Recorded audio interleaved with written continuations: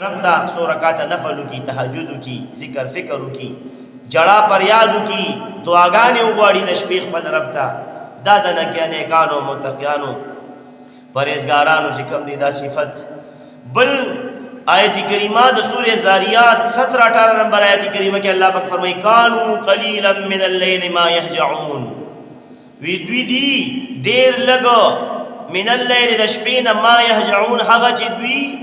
ودکیږي، ان ډیر لګ ودکیږي د شپې په وختونو کې، ډیر لږ خوب کوي د شپې په وختونو کې. وبالاسحار هم یستغفرون، او بیا د تهجد په ټیم کې د سحر صبح صادق یادې داغې نه مخکې د تهجد په ټیم کې د شپې په اخیری حصه کې دوی یستغفرون، طلب د بخنې کوي، بخنه غواړي خپل رب ته استغفار وایي د شپې په اخیری حصه کې. دا د ښو خلکو صفتونه دا د نیکانو. قرآن کریم چې ډک دی په سونو آیت کریمه په دې موضوع باندې راغلي دي چې د الله پاک نیکان بندګان د شپې پاسي عبادت ده. خلاصه دا شو د شپې پاسي عبادت ده، بس د شپې په اخیری حصه کې مونږ کوو داسې. نو که مونږ کوو خو مونږ نیکانو پرهیزګارانو په صف کې رالو. که مونږ د شپې عبادت نه کوو، تهجد نه کوو، نفل نه کوو، ذکر فکر د شپې نه کوو، تلاوت نه کوو، استغفار نه وایو، نو بیا ګورې مونږ په دې نیکانو بندګانو د پرهیزګارانو متقیانو په صف کې ګورې بیا مونږ نه یو لاشمار شوي. الله جل جلاله دې مونږ ټول د شپې د عبادت توفیق نصیب کړي. هم په دې ټاپک کې اوسو حدیثونه مبارکه تاسو ته وایم. ابو هريره رضی الله تعالی مبارک روایت دی او متفق علیه دی، بخاری مسلم وغیرہ ټول کتابونو را نقل کړي. وی ان رسول الله صلی الله علیه و آله وسلم قال، بشک رسول الله صلی الله علیه وسلم مبارک فرمایلی دی ينزل ربنا تبارک وتعالى كل ليله،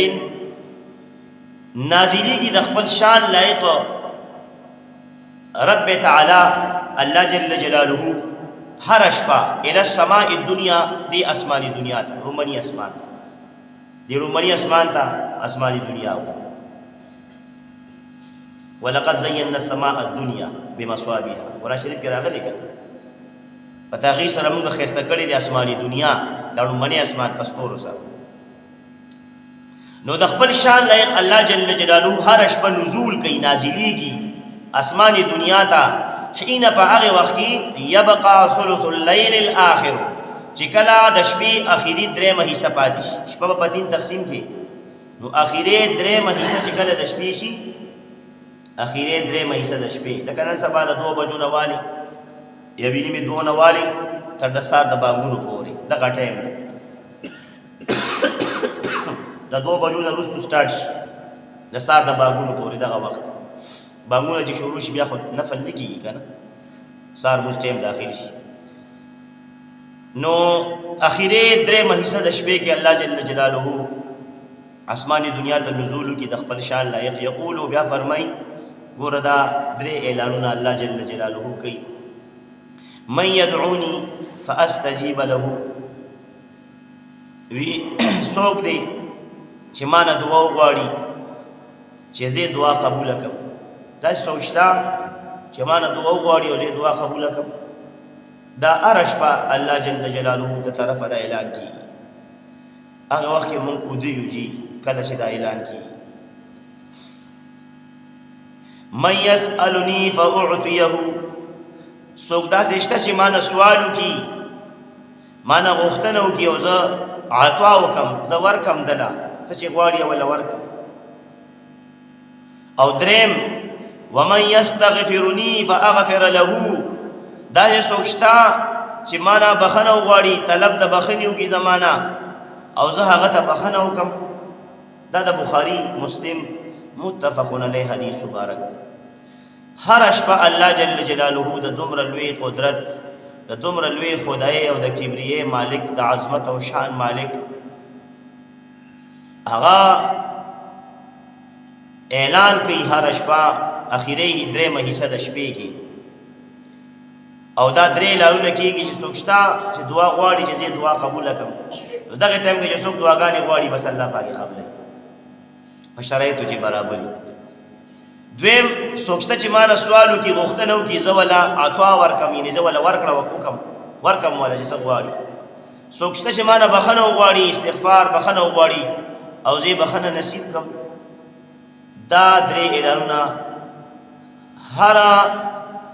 اخیره درېما حصہ د شپه کې الله پاک هر شپه کوي دا اعلان. نو چې څوک یې یو دا غوښتنه کوي بس الله پاک جل جلاله دغه ټایم کې دا سوالونه قبلې دعاګانې قبلې. خو کاش افسوس موږ دغه ټایم کې ودی موږ سوال نه کوو پاسونه.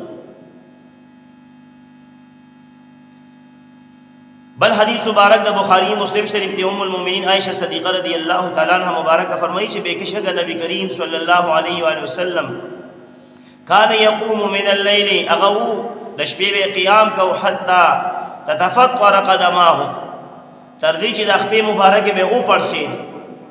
دا بټوله او پړسي د خپې مبارکه دونه بټوله شپه الله پاک ته ولاړو رسول الله صلی الله علیه و آله وسلم مبارک فقالت عائشہ نعرضك ام المؤمنين عائشہ صدیقہ رضی اللہ تعالی عنہا مبارکی لما تصنع هذا یا رسول الله لما تصنع هذا تاسو داسې ولې کوي یا رسول الله اے دا الله رسول صلی الله علیه و وسلم بیبی وا خپکیده په نمونږ مور د ام المؤمنین عائشہ صدیقہ رضی اللہ تعالی عنہا هغه عرض کو خپې مبارکه د خپل خاوند شوهر خو او رسول مو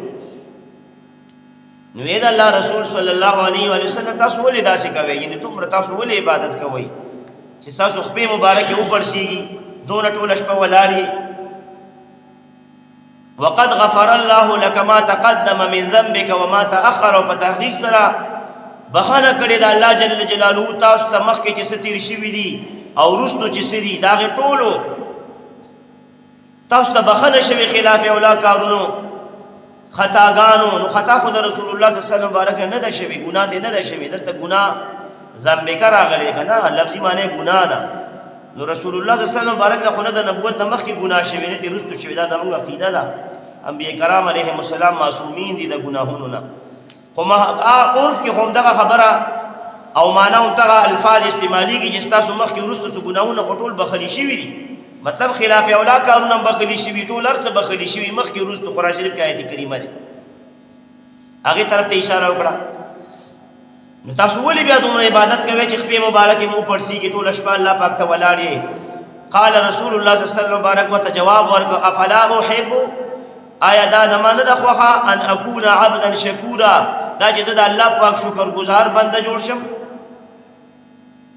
مال دومره سره کړي دومره لوی مقام او مرتبه را کړي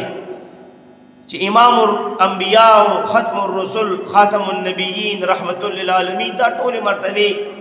مطلب د رسول الله صلی الله علیه وسلم مبارک دا چې دومره لوی مقام او دومره لوی شان را کړي دومره مهرباني را باندې خپل رب ذوالجلال کړي چې تاسو ته پته راځي په مخلوق کې 1 نمبر درجه د رسول الله صلی الله علیه و آله وسلم مبارک دا هغه د نور الله پاک ټول کائنات پیدا کړی دی هغه ته الله پاک رحمت للعالمین په خپل کلام قران مجید کې فرمایلی دي خاتم النبیین او ته قران کریم کې فرمایلی دي نو مطلب دا چې دا دومره ما باندې الله پاک احسانات کړی دي د قیامت پر ورځ به شفاعت دروازه زکولاوم الله جل جلاله به زما په شفاعت ډیر مسلمانان بخي زما ډیر امتیان به بخي نو چې دا دومره سیرا کړی دي نو افلا احب ان اكون عبدا شکورا آیا دا زما نه د خوخه مطلب دا زما خوخه ده استفهام انکاری دی دا زما خوخه ده چې زه د الله پاک شکر گزار بنده جوړ شم ځکه ټول شپه الله پاک ته ولاړی دا مو د رسول الله صلی الله علیه و وسلم مبارک د شپې طریقه او عبادت فلما كثر لحمه هر کله چې رسول الله صلی الله علیه وسلم مبارک دا جسم مبارک درون شو درون نو صلی جالسا بیا بکین اس بناست باندې به نفل کول فاذا اراد هر کله به اراده کوله ايرکع چې رکوع کما د رکوع کول قام او بدر بیا رکوع تا فقرع بیا به تلاوت کو ثم ركع بیا به رکوع کړه نو دا د رسول الله صلی الله علیه وسلم مبارک د شپې عبادت تمره عبادت به کو چې شپې مبارک به شپې د شپې دا به اوپر شي دي د ډیر ولاړې د وجه چې ستړي بشو په ولاړه په ګټو نو بیا وکیناس به په ناست باندې نفل مونږ سونه نفل کو د شپې مونږ دا کم سنت باندې عمل وکړو دا سوال دی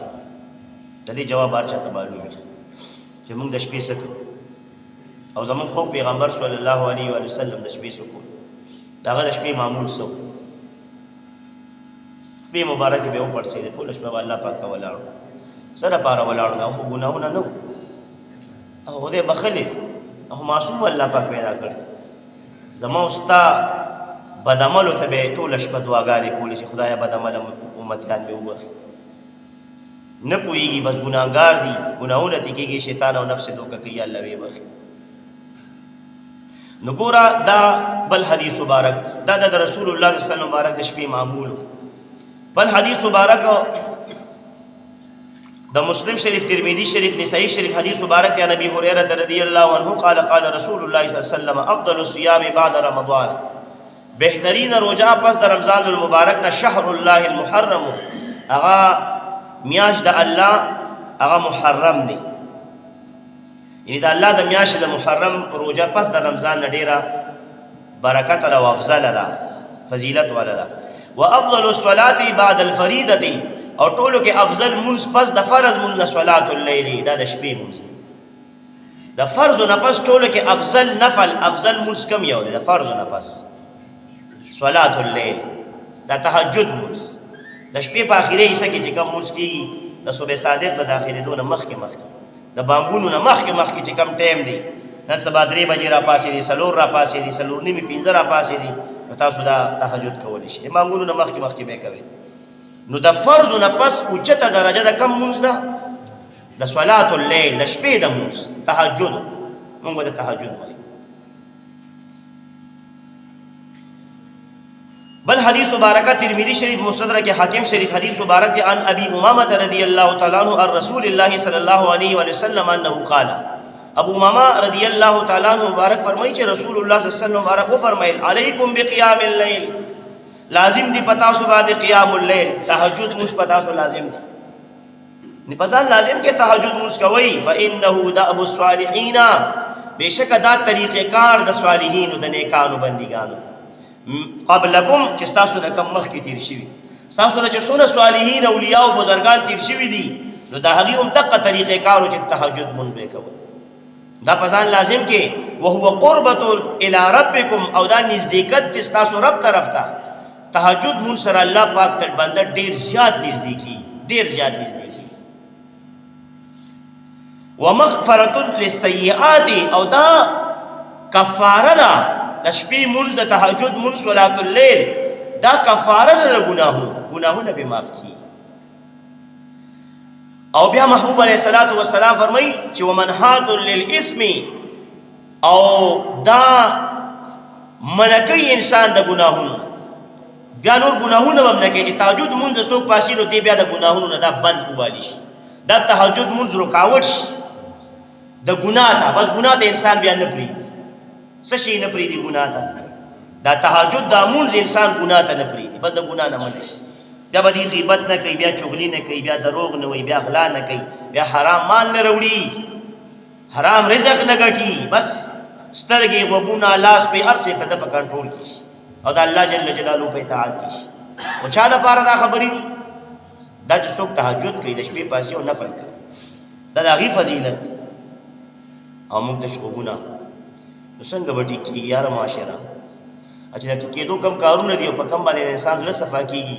او الله جل جلاله ته نږدې کېږي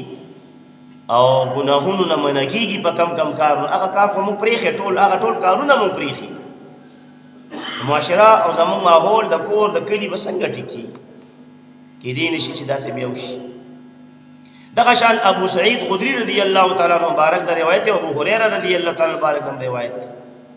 دا دواړه مبارکه فرمایي دواړه صحابه د دې حدیث مبارک راویان دي چې قال رسول الله صلی الله علیه و آله وسلم رسول الله صلی الله علیه و آله وسلم مبارک فرمایلی چې من استيقظ من الليل څوک چې را بیدار شو د شپې و ايقظ امراته او را پاسو را بیدار کړ خپل بیبي فلم را پاسې د خپل بیبي را شپې را پاسولا فصلى ركعتين جميعا نو دوانو په شریک یوځه 2 رکعات منځو د شپې څخه چلو کو د خاونو بیبي دوانو په شریکا 2 رکعات منځ دوانو کو کتبا من الذاکرین الله کثیرا والذاکرات. بس الله جل جلاله رحمت په جوش کې راشي او دا خاوند او دا بیبي دواړه دا الله جل جلاله په دغه ډله کې ولیکي چې کم ذاکرین الله دي، دا الله پاک ذاکرین دي، کثیرا ډیر ذاکرین دا الله، کم نارینا او کم ذاکرین زنانه دي دا الله پاک ډیر. نو په دغه ډله کې الله پاک دا خاوند او بیبي ولیکي. خو دې حدیث شریف کې دا راغلی چې په خپل هم پاسېده، من استيقظ من الليل وايقظ امراته، خپل بیبي را پاسوله. پته ولګي د بیبي را پاسول تهجد لا د مونږ دعوت ورکول دا سړی باندې ضروری دي، ضروری سړی له پکار دي چې خپل هم تهجد لا پاسې او بیبي را پاسه. اوس په څوک داسې وکړي په دې دور کې څوک داسې کولی شي شپې به را پاسه وي خپلې بیبیانې چې جګړه سره کوي که نه کوي سره او به مني دا خبره. نن سبا بیبیانې د خاوندان نه مني چې یاره وته کور نه بار مه وځه هسې په ځل نه مني. وایي ستا غلامه خو نه یم نه د نوکر یم او نه در باندې خرڅ یم. که خاوند ورته وایي چې یاره دا کپړې سمې اچوه د پردې لباس اچوه داسې د دې نه خو نه اچول ښه دي. تاسو یې نه د بعضې زموږ خویندو میندو داسې پړونې ته وکړي ویښتې پکې ټول ښکاري بدن یې پکې کپړې پکې ټولې ښکاري نري نري پړونې دي. نو بیا څه لا اچوې خو به سرتوره ګرځه که نه. هسې نه فرماني د الله پاک او د رسول الله مبارک کې نو خو سمه پکې جهنم ته ځان ورسوه چې جهنم کې خو ورته مرتبه میلو شي که نه. نو که خاوند ورته وي چې یاره د عزت او د حیا پردې کپړې اچوه نه مني ډېرې زنانه باغیانې شوي دي. که ورته وی چې لکه بازار ته مزه بازار کې ته څه کې زه به دله راوړم ستا څونه کپړې پکار دي زه به دله راوړم. ډېر زموږ داسې وروڼه دي هغه ورته وایي زه به دله راوړم. بیبي ورته وایي نه نه ته نه پوهېږې ته رنګونه نه پېژنې ته کپړې نه پېژنې تا دا روي دوکه کوي دوکاندار ته به وایې دی داسې د ترور لور ده دې سره دوکه نه کوي. نو هغه بیا سمه په سټ کې ووایه دوکاندار د 2000 جوړوي په دې په 3.5 زره خرڅ کړي. سړی ته دکاندار بیل ریټ وي او زنانه ته بیل ریټ وي. تاسو کې تاسو نه ما کړی زما ډیر مرګرو د کپړو دکانونه دي د پیزار دکانونه دي. زنانه ته یو شان ریټ وي هغه ته ډیر تیز ریټ وي. نو بچا چې راضي نو کډیر هم راکم کینو خډېرې پیسې ته وګټي. خو موږ ته دلته باندې زنانه ته به دا داسې هوښیارې قابلانی نو خاوند ته وي ته نه پوهېږي زه ډېره ښه پوهېږم په سودا باندې. نو لہذا زموږ زنانا هغه دا خبرې نه مني نو چې غټې غټې خبرې دي نو دا به څه ومني چې یاره تهجد له راپاسه تهجد له به در سره څوک راپاسي. خو خیر دې ټرای وکړې ښه دا سنت هم کله کله جمدي کې که نه بل هم راپاسېده 2 رکعته نفل وله هره شپه را کولی شي ډېره ښکلې خبره ده هره شپه نه شي د جمعې په شپه نفل وغیره یو شپه دوه او کله کله خدا سے مو کې کنه. نو دې حدیث مبارک باندې عمل راشد د ابو داود ابن ماجه نسائی حاکم امام حاکم فرمایي هذا حدیث صحیح دا حدیث صحیح حدیث دی چې یو سړی په خپل را پاسید د شپې نفل لا تهجد لا او بیبي را پاسول را بایدار کړه چې راځي نفل کو او بیا دوه 2 رکعات نفل وکړل نو الله جل جلاله به دا خاوند او بیبي دا به ولي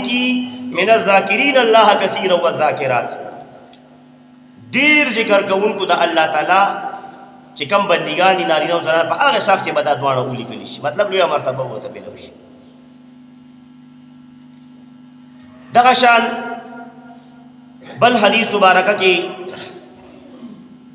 ابن ماجه شریف حدیث مبارک دی جابر بن عبد الله رضی الله عنهما فرمایي چې رسول الله صلی الله علیه وسلم مبارک فرمایلی وی قالت ام سلیمان ابن داود لسلیمان علیه السلام د سلیمان ابن داود علیه السلام مبارک مور به سلیمان علیه السلام مبارک ته فرمایي د مور وا مور به وته نصیحت کوو نصیحت کې داسې موریانه وي هغه خو پاکي بیبیانه وي بچی ته نصیحت کوي خپل سلیمان علیه السلام د دې بچی دی چې یا بنیا اے بچیا لا تکثر النوم باللیل کثرت سره ډیرواله مکو د شپې د خوب یعنی د شپې ډیر موده کېږي. فإن كثرة النوم بالليل بشک ډیر خوب پشپا کې تترك الرجل فقيرا دا پریدي سړي لپاره فقیر محتاج کی فقيري کی یوم القیامت د قیامت پر ورځ. دا د سليمان ابن داود علیه السلام دا هغه مبارک د مور به نصیحت سليمان عليه السلام. اوس موریان زمونږ بچو ته سوي علوی دا کارټونو ګوره شابه الله دا موبایل والا الله د تګان را واړه بیا غړي غړي را خلا ډرامو وته را واړه نه چې موریان داسې شینو بچي وسی ابا نرانی کې دې نشي داسې مور چې بچي څنګه جوړي به دغه شان بچي معاشره ته راځي. نو په دې سکول کې لیکلي مولانا ابوالکلام آزاد یو کوټیشن لیکلو صبر واشي مخکې خبره ده. مولانا ابوالکلام آزاد لیکلی دی خپل تفسیر کې چې تبلے کی تاب پر باجے کی آواز پر سرنگی کی پر جھومنے والے ماؤں کے بطن سے طارق بن زیاد خالد بن ولید محمد بن قاسم پیدا نہیں ہوتے بلکہ ان سے خطاکار اداکار اور بدکار ہی پیدا ہوں گے. چې مور ډم یو ټول شپه ډم توپ ته ناست دی نو ولې بچي به نر پیدا کیږي سر بچي هم اجړه او ډم معاشرې لور کوي. پلار چې ټول شپه ډم توپ ته ناست دی فلمونو او ډرامو ته ناست دی او بچي له په لاس کې هغه شي ورکي نو ولې د دنه به نر بچي پیدا شي د دنه به دقه چالوي ډم بچي معاشرې او کلي کوڅې ته روځي. چل خو په مونږ کې دی ټول په مور او پلار نروانه ده د نیا نیکه نروانه ده د ترو د ترور نروانه ده د کور د مشر نروانه ده ماشومانو نه دروانه نوجوان نه دروانه. اوکې نظر وګوره په خپل کور نظر واچوي په خپل عمل نظر واچوي څنګه به ټیکي. هغه سليمان عليه السلام مور بیبي وای بچی ته سو فرمایل چې بچیا ډیر خوب مکه د شپې څوک چې د شپې ډیر خوب کوي دا به د قیامت پرس فقیر ګرځي فقیر محتاج به د قیامت پرس کزان محتاج کوي نو د شپې خوبونه ډیر کوي. اوس چې یې نو سبا کوي نو حدیثونه خو تاسو ته بیان شو تهجد بکې ذکر بکې استغفار بکې تلاوت بکې دقه دې ګټه د آخرت د قیامت پر ورځ بسرخوري محتاج بنې فقیر بنې چاته پنه کې پسې بدر پدر د قیامت پر ورځ بیا نه ګرځي سوالونه به ورته او ترته او مور ته فلار ته نه کې تختی به یو بل بیا د خلک یو نیکی د لرور خوګ نه درکې د قیامت پر ورځ یو نیکی د لخواګه مور نه درکې د قیامت پر ورځ یو نیکی دا خوګه بیبي دی خو خاون لو دا خو خاون خوګي بیبي ل بیا نه ور کوي د قیامت پر ورځ. دا نن چې تاسو د بچو د پاره ماړې داړې کوي حرام راوړې ظلمونه کوي د ظالمانو سره ودرېږي په سپلو کې د خپل مفاد او د حرامو او د پلیت مال د پاره او د هدي د پاره د لالچ د پاره او بچو له دا نه ګوري تمیز ختم شو د حلال او د حرام دقه خوب بچي بتاله یو نیکی د قیامت پر ورځ درنه کی مسلمانا یوم یفر المرء من اخی و امه و ابي و صاحبته و بني. دا قران شریف آیتونه دي هر یو بده بل نه تختی دا خوب رشتہ دار بده یو بل نه تختی نو ولې ځان اخرت تبا کوي اخرت ځان نه تبا کوي بیا بل څه کوي انت به محتاج یو بیا یو نیکه پسې بیا سوال کوي خو نه به ملاویږي د شان بیا. نو د شپې چې څوک ډیر خوبونه کوي او دې نفل استغفار عبادت نه کوي نو دا به د قیامت پر ورځ د دې حدیث شریف نه پته ولګي دا به فقیر پاسي محتاج دی به محتاج دی د قیامت پر ورځ نیکو ته به محتاج دی الته خو روپې پیسې ټکی نه چلیږي نه ډالر نه ریالونه الته به د قیامت پر ورځ ګاډي او بنگلې نه وي نیکه پسې به خلک سوالونه او مینتونه کوي په یوې نیکه پسې یو نیکی دې سیوا شو په ګناهونو باندې ورته جنت حکم در باندې وشي چې وی داخله کې که یو نیکی دې کم شو په ګناهونو باندې نو د جهنم حکم بدر باندې کی فی یوم کان مقدار بیا دغه د قیامت پر ورځ د مثقال ذره د ذره نیکی دا په خپل سترګو وینو دا ذره برابر ګناه دا په خپل سترګو مخامخینو دا برته مخامخ. نو الله پاک دې موږ تاسو باندې رحم وکړي زموږ تربیت نشته جی بس د بچو تربیت ختم شو. اسماء بنت یزید رضی اللہ عنہما دا رسول اللہ صلی اللہ علیہ وسلم بارد روایت ذکر گئی مبارک فرمائی چھو یحشر الناس فی سعید واحد حشر بکولی شی دا خلقو پا یو زمکا باندی یعنی پا یو میدان باندی یوم القیامت دا قیامت پر رس یو میدان بلگی دلی خدا زمکا با نئی گوره نبا دا اسمانو نئی دا با ختم شوی بل میدان بی بل زمکا بی اللہ پاک با پیدا کری پا دی موضوع باندې قرآن کریم کا یتون راغلی خو موضوع را نوک دیگی نو په یو میدان به دا ټول خلق راجمع کړي شي د قیامت پر ورځ فینادی مناد یو आवाज کوونکی به आवाज کوي فیقول ویبا اين الذين كانت شو هغه کسان چرته دی هغه کسان كانت تتجافى جنوبهم عن المضاجع چې هغه وو چې لري به ساتل خپل اړخونه د بسترونه د شپې به بستر ګرمه پرې خودا خوګه بي پرې خودا خوب بچي به سره پترخ کې پراته و به پرې خودل په بستر او دې به پاسه سو شو هغه خلک چې اړخونه لري کړي د شپې د خپل بسترونه فيقومون او دې به بیا ودرېدل وهم قليل او دوی به ډیر لګي دا خلک به ډیر لګي د قیامت پرس فيدخلون الجنه بغیر حساب نو داخل بشي دا خلک بغیر د حساب کتاب جنت دا چې د شپې خوګه بي پرې دي کنه او کله ګرمه بستر پرې دي بیڈ دې پرې دي نرم پوم دې پرې دي ته انچو دولت ته شپږ او بیا دغه شان ودرېږي او الله پاک ته نفل او استغفار عبادت ته ودرېږي د شپې تهجد قیام الليل ته ودرېږي نو د دې خلکو د پاره بس سپیشل आवाज د قیامت پر اسکیږي د رب ذوالجلال له طرفه او دا आवाज به چې فيدخلون الجنه بغیر حساب دی به داخليږي بغیر د حساب کتاب جنت ته به حساب به داخلك داخليږي دا څومره فضیلت شو څوک چې قیام الليل کوي او تهجد کوي تهجد ته پاسي به حساب به کتاب به جنت ته داخليږي دا ډلا ثم يؤمر بسائر الناس الى الحساب د دینه پس چې کله دا ډلا دا لګ ډلا دا تهجد گزار به ډیر لږ خلک قریء دا وهم قلیل رسول الله صلی الله علیه وسلم بارک فرمی دا به ډیر لګي دا ډله به ډیر لګي چې دا قرباني ورکړي د شپې خپل خوګه بي پرېخي دا ګرمه بسترې پرېخي دا او دې ودرېدلې د نفل او تهجد تلاوت راغسته د شپې نو تا به حساب به کتاب جنت ک تاسو غواړئ چې بغیر د حساب کتاب جنت ته داخل شي نو په دې حدیث عمل وکړو تهجد شروع کړئ بس ساده اسانه فرموله مشقت پکې دي نفس ته پکې تکلیف برس الله پاک دا کار موږ ته آسان کی چې کله دا ډله جنت ته به حساب لاړ شي نو بیا به د نور خلکو سره حساب کتاب شروع شي الله پاک هم د قیامت د حساب نه وساته ګوري کله چې حساب کتاب شروع شو د چا سره پس دا غیر خلاصي ملاسي ده نشته او موږ سره چې حساب کتاب شروع شي موږ به څنګه خلاصي تاسو خپل ځان ته موږ ته وګورئ موږ ملونو ته وګورئ خپل کردار ته وګورئ زموږ خو فرض منځونه برابر نه زموږ واجب هم برابر نه دي سنت موقت هم نشته نفل هم نشته زموږ شدي موږ هیڅ نشته هیڅ نشته بس الله پاک دې موږ تاسو له شپې د تهجد در پاسېدو تلاوت ته د پاسېدو توفیق نصیب کی دغه کامیابی دا او دې کې د دوړو جانو خوشاله پرتی دی او بي حساب به کتاب وګوره جنت ته داخلي دل پکې پراته دا یاد وساتئ حضرت ابراهیم خواص رحمت الله علیه هغه مبارک فرمایي چې دوا د زړه د په 5 سيزونو کې ده دوا القلب 5 اشیاء یعنی دا دوا د زړه چې کم ده دوی د زړه د په 5 سيزونو کې ده یو دا چې قرات القرآن به تدبر قرآن کریم تلاوت کول په سوچ او فکر سره فکر سوچ سره قرآن شریف تلاوت کول توتی چوری خوري نه راټا نه چې بس لګي پړ پړ پړ پړ پړ او بس کویږي پیرا چې سوې الله پاک په دې ایتونو کې دا تلاوت نه قرآن شریف تلاوت چې کې او سره د سوچ فکر کې هر آیت په ترجمه کې سوچ کې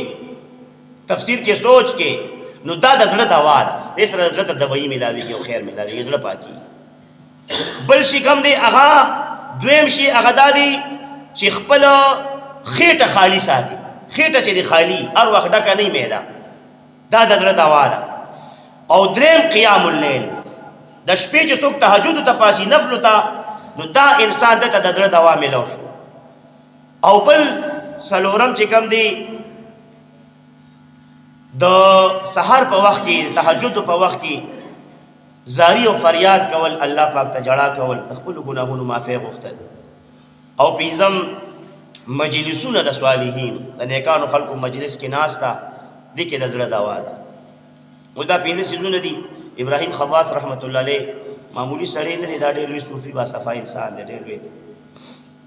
ناغه عقیده پریکټیس کړو په دې باندې هغه تجربه کړې وي د کلونو تجربه وي اسدا عقیده دي فرمایي نو د نیکانو خلقو مجلس کې ناس ته دي کې د زړه دوا ده دغه شان د شپې زاری پریاد د تهجد په ټیم کې الله ته کول او بیا د قیام الليل د شپې نفل کول او خالی خېټه ساتل او قران کریم تلاوت په فکر او تدبر سره کول دا 15 سيزونه دوا القلب د زړه دوا پدې کې ده. دې کې سوچو کې مونږ کې کم شي شته، دا ټول مونږ کې نشته. نو لړ حضورونه خو ځکه لاړل تور شو تور په ګوډاونو صفای غبیاړو چا سره شته هر سړی وایي زه جنت ته روان یم با ټیکټ اوکې کړی دی او د نور ته چې وګوري که نه اول زه بیا تاسو وي دا ټول جهنمیان دي، دا ټول غلي دي، دا ټول وي بدکاره دي او دې اړو ځان ته ګوري نه چې زه څه شی یم. شپه او ورځ به په دې کې سوچ کې چې زه زما څه پوزیشن، زه په کومه لار روان یم، ما څه کړي، دین دپاره مې څه کړي، د ځان آخرت دپاره مې څه کړي، د قوم دپاره مې څه کړي، د دې ګاونډ دپاره مې څه کړي، د رشته دار دپاره مې څه کړي، د کونډې یتیم دپاره مې څه کړي، ما څه کړي، ما سره څه دي. نو همیشه هغه انسان کامیابیږي او دته الله پاک هدایت نصیب کوي چاته چې خپل ګناهونه 24 غنټې یادي او نیکۍ دې هېري، دې به کامیابیږي. کله چې تاسو ته خپله ټوټه پوټه نیکي هر وخت یادوي او ګناه ده نه خپله ټوله هېره ده، بس اوس دغه ځای تباهي شروع وخت دی، بس تباهي غار کې ټیکېږي نه. اوس مزید توفیق در بیا الله پاک د سمېدو نه درکوي، ځکه چې ته خو ځان کې څه غلطي منې نه، نو ته خو یې زه ټیک یم کله او دا ټول خلک خراب دی او ګډوډ دی. نو اوس تا اصلاح به څنګه کېږي؟ اصلاح کول خو بس امپاسبل شو، ناممکنه شوه خبره چې کله زه یم چې ما کې کمی دی، ما کې ډېر کمی دی، زه ډېر کمزوري ګناهګار، نو اوس به زه توبه استغفار جړه فریاد نفل صدقه خیرات چا سره ښېګړه دا به اوس زه کوم که نه ځان د ښه کولو دپاره چې زره ما آخرت ښایسته شي، دنیا مې ښایسته شي، الله پاک رضا شي. نو خپل ګناهونه هر وخت ځان ته یاد ساتئ او نیکۍ خپلې هېروئ، نیکۍ یادې مه ساتئ، دغه کې ګټه نشته. ګناهونه هر وخت واړه غټ صغیره کبیره پټ ښکاره ټول هر وخت ځان ته یاد ساتئ. الله پاک به تاسو له د توبې توفیق هم درکوي او مخکې د کامیابۍ توفیق هم درکوي. نو دا ګوره د نفلو خبره روانه ده چې نفل مونځ خاص کر تهجد باره کې دا ټول قیام اللیل باره کې دا حدیثونه نور ډېر احادیث مبارکه دي. اوس حدیث مبارکه راته یو ویمه د اشراق د مونځ باره کې صلات الاشراق چې ورته وایي نور راوخت مثال نن سبا 15 منټه راپاسه وباندې نور راخېږي نو 15-20 منټ پس تاسو بیا اشراق کولی شي، لکه 7:20 یا 7:25 باندې 7:30 باندې تاسو اشراق کولی شي. نن سبا په ټایم نقشې ته ګورئ، نقشې کې لیکلي اشراق وخت باقاعده لیکلی، پر جمعه کې نقشه لګېدلې. اوس آیا د اشراق دا نفل په دې څه حدیث مبارکه شته؟ نو واورئ دا حدیث ترمذي شریف،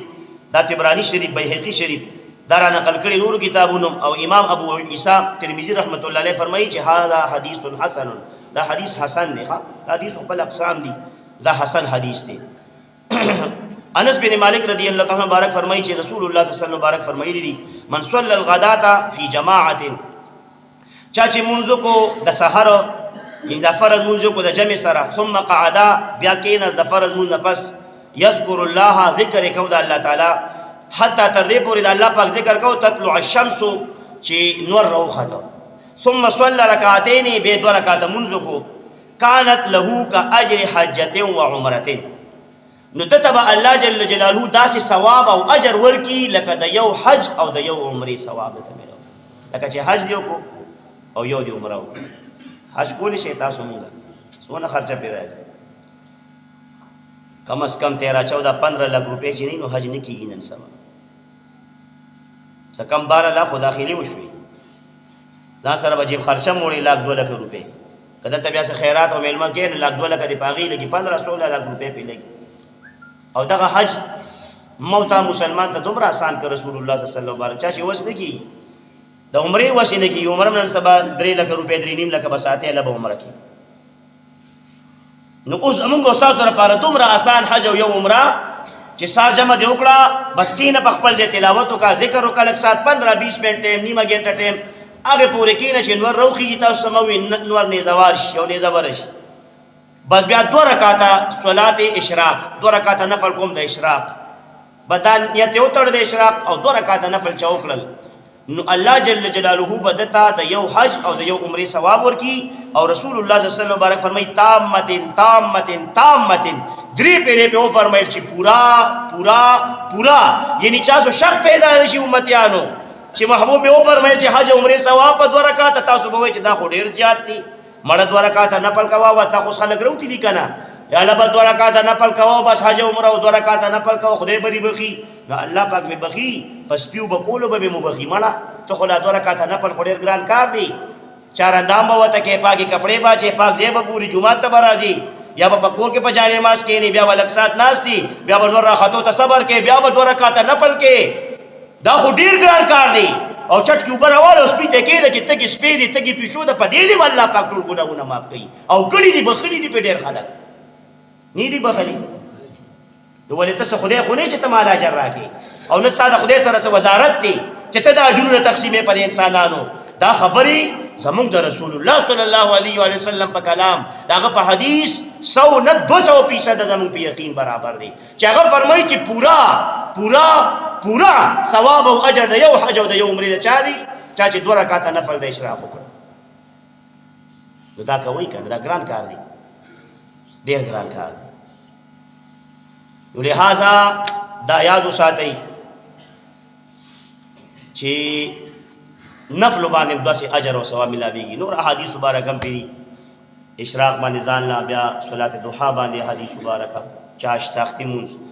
دا وابینو په مونږ باندې د ماسبخین د سنت موکدونه مخکې چې کم نفل لی د زوال نه پس باغی باندې ان شاء الله قبول ته بیا بیان کوم خدا سودا یو حدیث ذهن کې کیناس او د نور احادیث مبارکه د تهجد مبارکه شو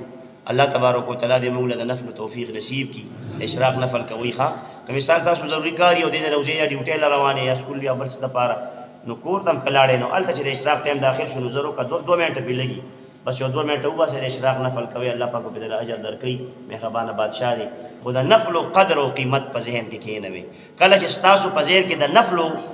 قدر کېناس ادب او تعظیم کېناس نو بیا به تاسو سنت او تخبیه راوي بیا به سنت موقت پرې دی بیا به واجب او فرض پرې دی نه پرې دی چې د دې نفل دومره ثواب او اجر دی نو چې د سار جمع چا وکړه هغه وسمره اجر او ثواب سار فرض چې چا وکړل سنت موقته چا وکړل هغه وسمره ابد دین ډیر زیات سی وای ښا د فرض او د سنت او د واجب او سنت موقته د دې اجرونو ثوابونه ډیر زیات دي د نفل په نسبت باندې چې په 2 رکعات نفل د اشراق ته د یو کامل حج او د کامل پورا عمره ثواب ملاوي نو په دې نور فرض او واجبات او سنت موقته باندې بد دین ډیر ثواب ملو نشي یقینا چې ډیر ملاوي الله پاک دې موږ ټول نفل کون کی بندگان پل مخلصین ذاکرین بندگان جوړ کی او رب الجلال والمستعان ټول په حال باندې ورحمېږي واخر دعوانا الحمد لله رب العالمين اللهم ربنا آتنا في الدنيا حسنه وفي الاخره حسنه وقنا عذاب النار اللهم اجعل اخر كلامنا لا اله الا الله محمد رسول الله